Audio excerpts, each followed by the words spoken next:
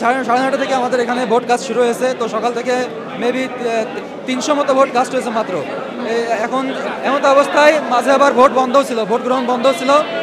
তো শিক্ষার্থীরা উত্তক্ত হয়ে যাচ্ছিল এবং অনেকক্ষণ ধরে দাঁড়িয়ে থাকার কারণে তারা গরমে এখানে পরিবেশটা ওরকম অনুকূলে না, এই কারণে আর কি আচ্ছা এখানে আমরা দেখলাম যে চলতে আর কি ছাত্রদল সমর্থিত প্যানেলের ভিপি এবং এজিএস তারা হচ্ছে ভোট কেন্দ্রে ঢোকার চেষ্টা করছিল। তো শিক্ষার্থীরা এটা মেনে নিতে পারে নাই, কারণ অনেকক্ষণ ধরে তারা ওয়েট করছে এবং ভোট কাস্ট হচ্ছে না। তো সেক্ষেত্রে তারা চায় নাই যে তারা ভেতরে ঢুকুক। অবশ্যই এবার অবশ্যই খুশি লাগছে আমাদের কাছে, সাংবাদিকরা কেন ঢুকবে না। তো এমনি প্রশাসন গতকাল রাত থেকে জানেন একটা অস্থির পরিস্থিতি তৈরি হয়েছে। এরপরও যখন এগুলো হচ্ছে তখন তারা ভোট কেন্দ্রে ঢোকার চেষ্টা করছে। এগুলো শিক্ষার্থীদের কাছে তেমন মানে শুভকর মনে হচ্ছে না, যার কারণে তারা এরকম করছে আর কি।